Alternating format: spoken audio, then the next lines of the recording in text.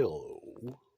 Hello. Here sits my Harley Benton DC580 vintage. It has the vintage layout instead of the custom, which is the cheap 123, which is actually what I prefer, but I got this basically because it has a basswood body and a maple neck. The other one has a mahogany body and mahogany neck, and I don't like mahogany necks. I believe this is a maple neck. They said it was. I don't know. Hey, it's a Harley Benton. Who knows? Anyway, what I'm planning on doing with this now, because I changed this out to the shallower stop tail, fine-tuning adjustment one. And that's a EMG OC1 bridge. And, well, some kind of a P90 type of looking thing. It's a takeoff of the Duncan, whatever. But anyway, I don't really care much for this. 1, 2, 3, 4, 5-piece body. What sleeps in here is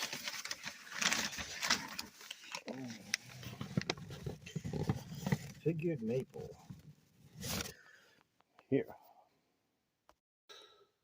Okay, like I say, there's figured maple in there, and here it is.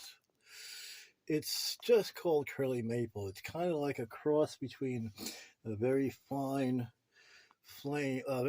quilts and a kind of loose, messed up flame maple. It'll look a lot better, of course, when there's ink on it and it brings out that figuring. But this is roughly 14 through 87 inches. Yeah, 14. They said it goes from 14 to 12, but that's close enough to 14. And this guitar is close enough to, 11 and a half at the bevel. And the bevel up there is closer to 9. So, and what's the whole length? The longest part there to here, say 17. So here, we'll just go 17 from here. That puts us somewhere around here. So look at that grain from basically from here to here. So now imagine these 2 points, here and here, down here and here, where the grain splits out. I mean the regular grain, not the figuring. And then where it gets a little more tighter, where it's more busy, that figuring will be here in the bout where they can actually see it. Because, I mean, hey, I was going to see a little bit here and here, but the majority is taken up by the neck and the pickups and whatnot. So there's still some there, here and here. But the majority will be here. And I mean, I could shift it more. I could start it here and bring it to like here. The world is my oyster. I can do a bunch of crap with this. But anyway, that's my plan. And of course, I still have, a bunch loads of these from Amazon. And yeah, of course I'm going to do it in blue. Sharpie highlighter markers. There was 5 in a bunch for $6. I mean, for Sharpies, that's an excellent price. And it's hard to find blue, even in the dollar store anymore. There's only one dollar store that carries blue anymore, and that's Dollar General, I think it is. And there's, around me, I'm lucky because there's a college near me. And I'm lucky if I can find, kids doing college projects use all that stuff.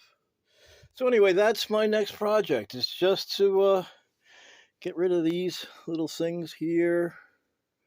There's another one there. Can't barely see it, but I know it's there.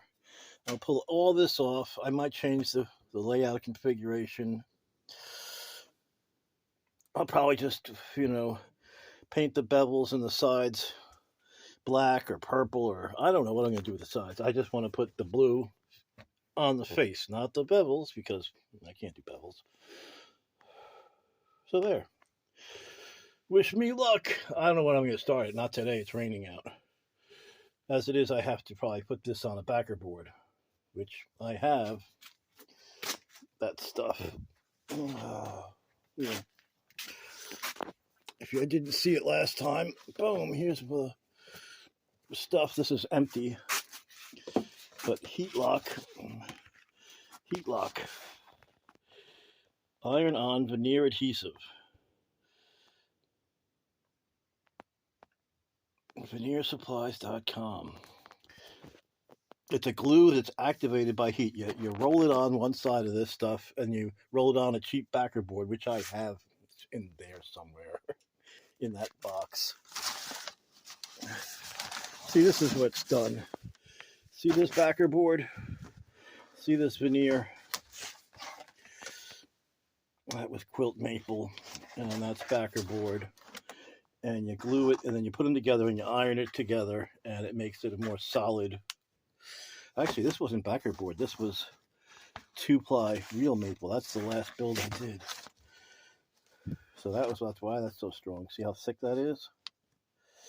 Anyway, basically, it's the same thing. All right. Anybody that wants to do this kind of fun stuff, especially if you don't have a press, which I don't have a vacuum press. If you're in a garage, hobby builder like me, this way works. All right.